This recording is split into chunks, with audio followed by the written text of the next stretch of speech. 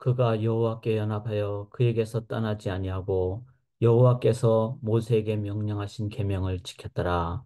여호와께서 그와 함께 하심에 그가 어디로 가든지 형통하였더라.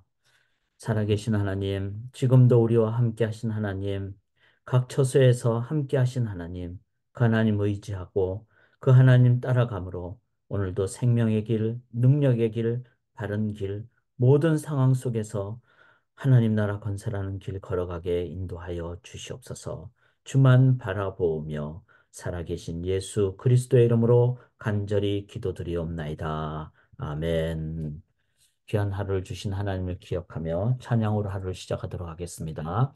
너 시험을 당해 범죄치 말고 우리 주님만 의지하며 나가기를 원합니다. 너 시험을 당해 범죄치 말고 너 용기를 다해 곧 물리쳐라.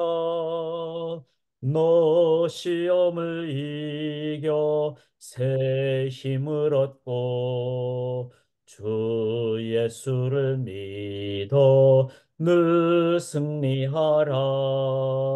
우리 구주의 힘과 그의 위로를 빌라. 주님 내 편에 서서 항상 도우시리. 내 친구를 삼가 잘 선택하고 너행을 삼가 늘 조심하라. 너 열심을 다해 늘 충성하고 온 정성을 다해 주 봉사하라. 우리 구주의 힘과 그의 위로를 빌라. 주님 내 편에 서서 항상 도우시리. 잘 이기는 자는 상 주시리니 너 낙심치 말고 늘 전진하라. 내 구세주 예수 힘 주시리니 주 예수를 믿어 늘 승리하리. 우리 구주의 힘과 그의 위로를 빌라. 주님 내 편에 서서 항상 도우시리. 아멘. 주님 항상 도와주실 줄 믿습니다. 주님 의지하고 나아갈 길을 원합니다. 오늘부터 이제 열왕기하 18장을 하게 됩니다. 열왕기하는 25장까지 나가는데 이제 어제까지가 바로 북쪽 이스라엘의 어떤 멸망을 얘기하고 이제 오늘은 이제 남쪽 유다, 특별히 히스기야 왕을 20장까지 그렇게 얘기를 이제 말씀을 보게 됩니다.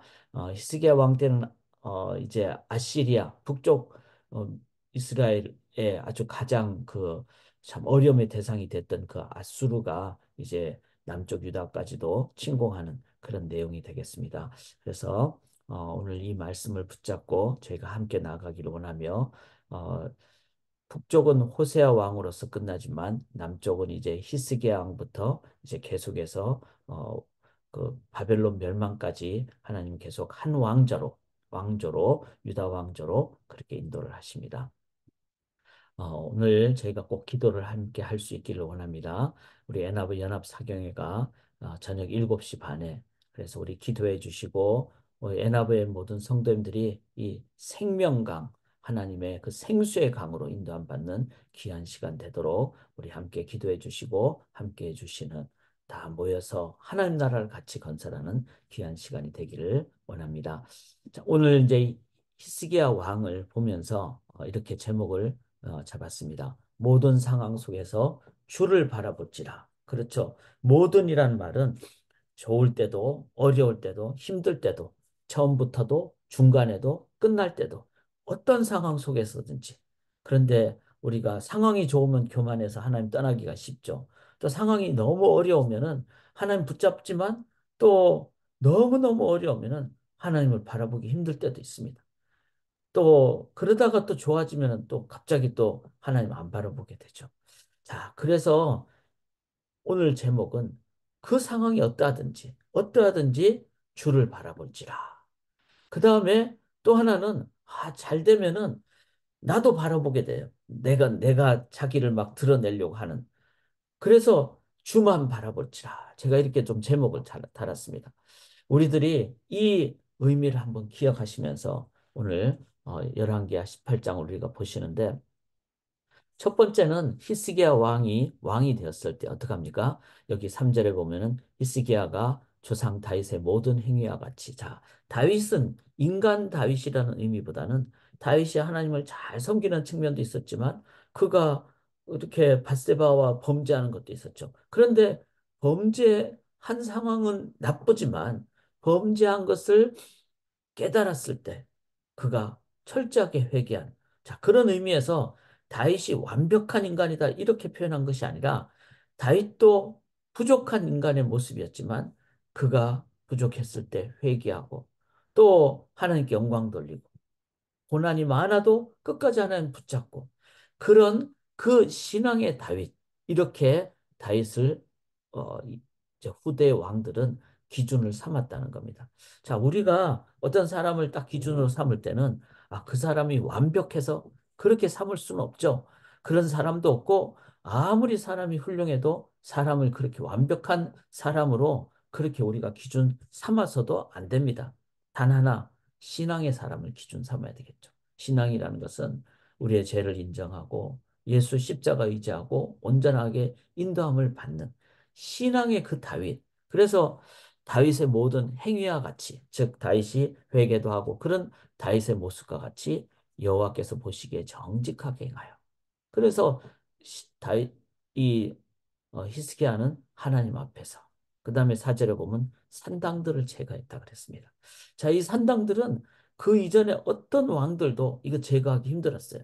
왜냐하면은 모든 지방에 다 속속들이 들어가 있었기 때문에 그리고 사람들은 그 속에 젖어 들었기 때문에 그런데 분명한 것은 이때까지 계속 전통적으로 해왔다 할지라도 하나님의 관점에서 봤을 때는 이거 잘못됐다면 그걸 바꿔야 되는 거죠. 그러니까 전통이라도 신앙적 관점에서 봤을 때는 이때까지 뭐 50년을 있어 왔던 100년을 있어 왔던 500년 있어 왔던 그것이 하나님 관점에서 잘못됐다면은 그것이 수천 년이 됐더라도 이 바꿔야 된다. 참 이거는 진짜 쉽지 않습니다. 왜냐하면은 사람들은 시간 속에 젖어들고 습관화가 되고 그게 편안하고 그걸 바꾼다는 것은 어떤 기득권과 연결될 수도 있잖아요. 그렇게 된 상황을 산당들을 제거하는 그 주 원인이 된 산당들을 제거한다는 것은 정말로 엄청난 그 노력과 개혁의 의지가 아니면 안 됩니다. 그런데 히스기야 왕은 그걸 행했다는 거죠.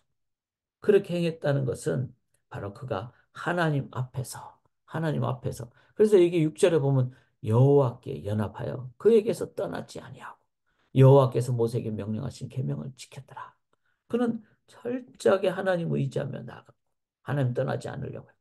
그러니까 산당들을 제거하고 그 다음에 또 하나가 뭐죠? 이 노뱀. 노뱀은 모세가 이 노뱀을 만들어 가지고 불뱀 물린 사람들을 다 낫게 한. 그런데 노뱀이라는 그 노뱀은 얼마나 소중했겠어요. 그러나 말씀 중심으로 봤을 때 노뱀은 아무 능력 있는 존재는 아니죠. 노뱀을 그렇게 능력 있게 만드신 하나님을 바라봐야 되죠. 우리가 손가락으로 저기를 바라보라 그러면 저기를 바라보는 그쪽을 바라봐야 되지.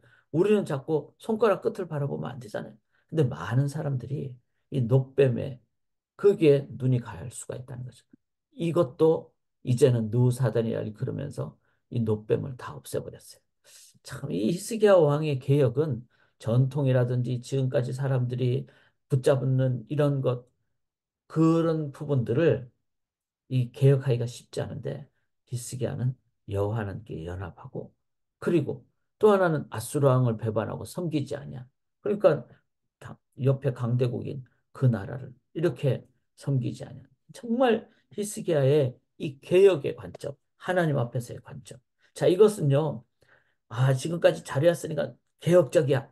이렇게 해서 하는 것도 부족합니다. 계속해서 개혁을 해야 되죠. 왜냐하면 지내다 보면은 어느 순간 그것이 전통이 되고 그 순간 어떤 부분은 연약하거나 변질될 수가 있기 때문에. 그래서 늘 깨어 있고 늘 말씀 중심으로 보고 5천 년이 있어와도 이거는 하나님 뜻에 안 맞는 거다.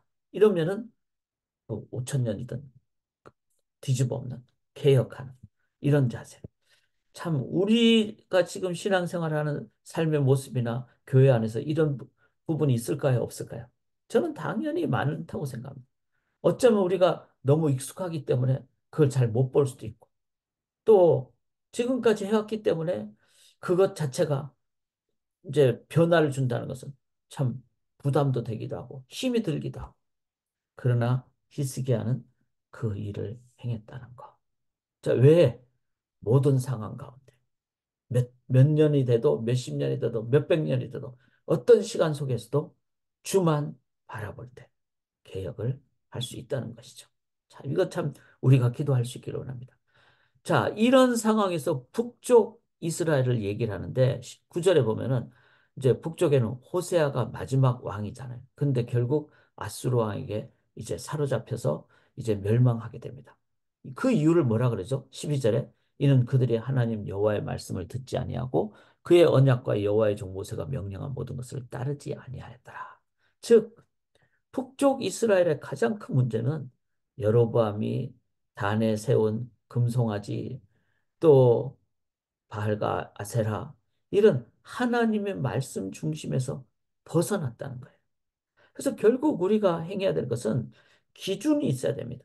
능력이 있어야 됩니다. 말씀 속에는 살았고 운동력 있고 찔러 쪼개 있고 말씀은 길이요 진리요 생명이라 그랬기 때문에 말씀 중심의 신앙생활을 하는 것은 가장 기본 중에 기본입니다. 모든 상황 속에서 뭐만? 말씀만 바라볼 때. 말씀이 육신이 되신 주님을 바라보게 되고. 그래서 두 번째는 말씀 중심의 신앙생활. 자, 그러면은 뭐 좋을 때도 힘들 때도 어려울 때도 일이 잘 풀릴 때도 또 막 100명 중에 99명이 막 이런 일을 합시다 해서 그렇게 해도 말씀이 아니라 그러면은 나 혼자 아니라 할지라도 아닙니다. 이렇게 할 수가 있어야 되는 거죠. 이런 상당히 분별력이 있어야 됩니다. 그러기 위해서는 우리가 해야 될 게 뭘까요? 말씀 공부를 제대로 해야 된다는 거죠.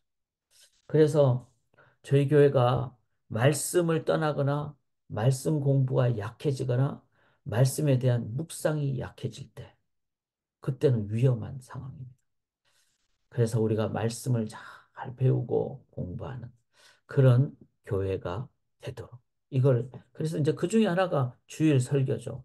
주일 설교는 말씀의 선포니까 또 하나는 이 매일 성경입니다. 매일 성경. 이걸 놓고 우리가 또 계속 나아갈 수 있기를 원합니다. 그런데 히스기야는 전통이라도 신앙적인 관점에서 뒤집었고 산당도 제거했죠.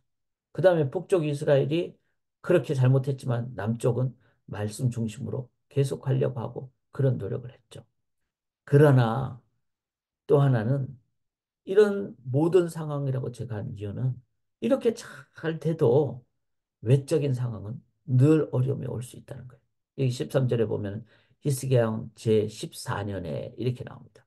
자, 그가 왕이 된 지 14년 동안에는 막 개혁도 하고 정말 엄청나게 아수르동도 막 그냥 담대하고 막 이랬어요.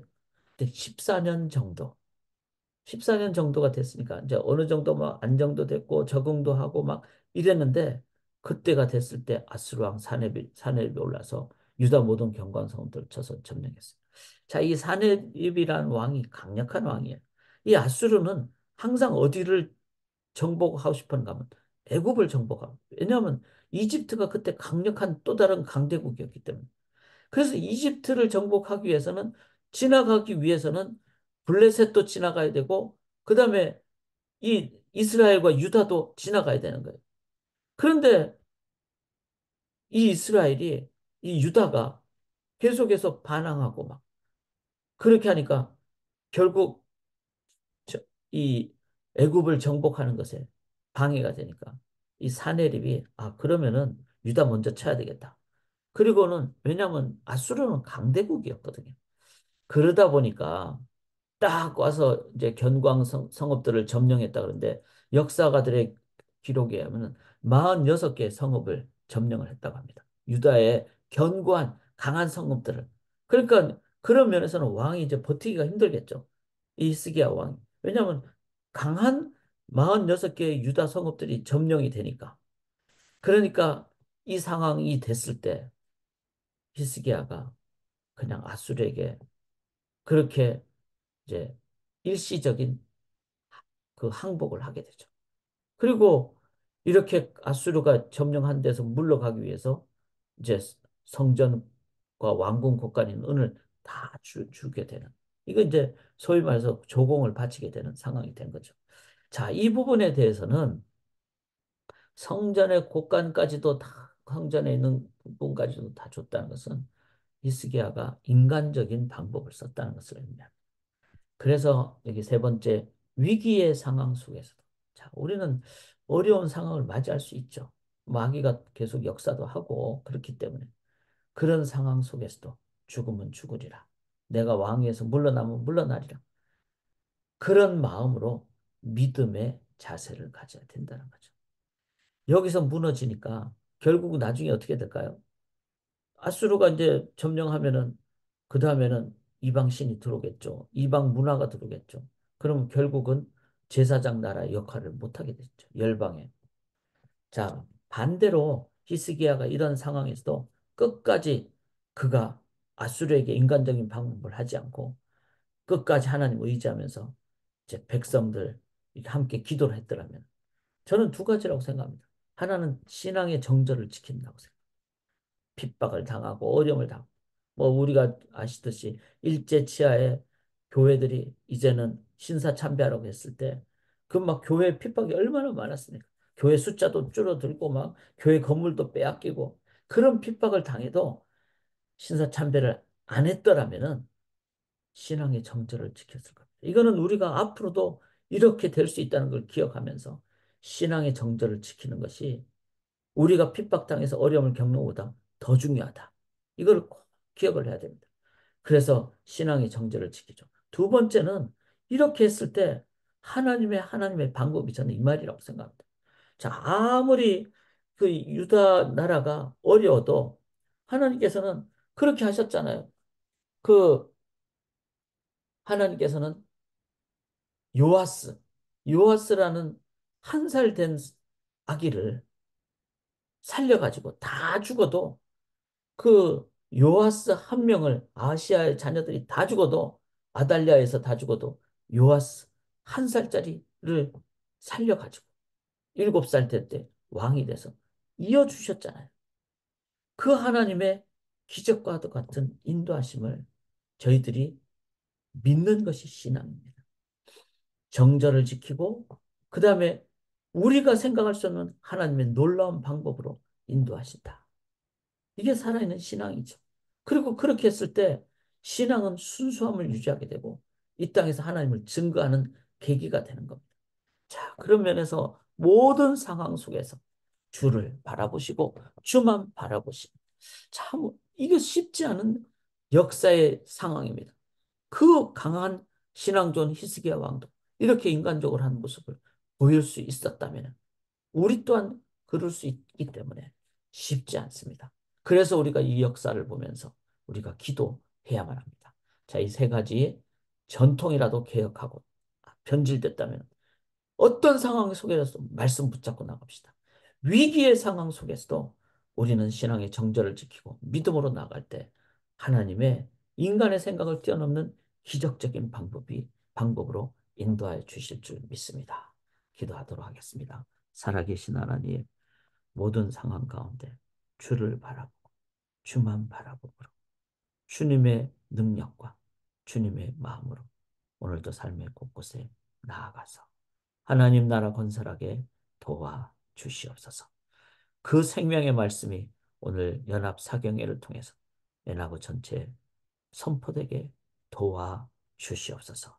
온전히 의지하고 믿사오며 살아계신 예수 그리스도의 이름으로 간절히 기도드리옵나이다. 아멘.